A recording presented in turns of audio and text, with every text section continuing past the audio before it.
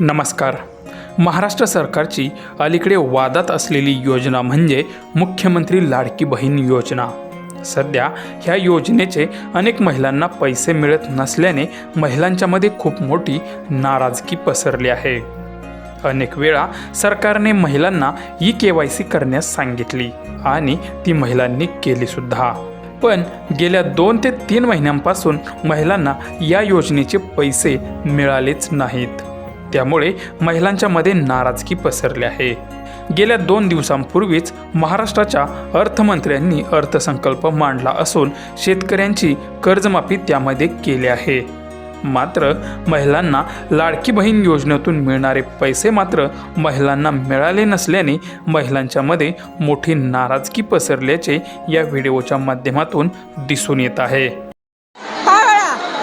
माझे पैसे 2 महिन्याचे आलेले नाहीये, मला 1 रुपया भेटलेला नाहीये. मी काका करते आहे पण माझे पैसे आम्हाला भेटलेले. आमच्या मुलीचा ॲक्सिडेंट झालेला आहे, तिचा अंगठा नाही, तिला गुडघ्याला पैसे भेटत नाही.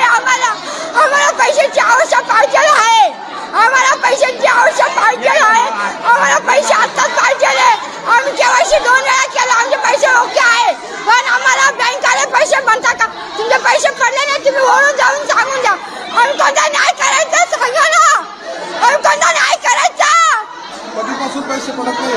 आम्ही जानेवारी डिसेंबर महिन्यापासून पैसे आलेले नाहीये.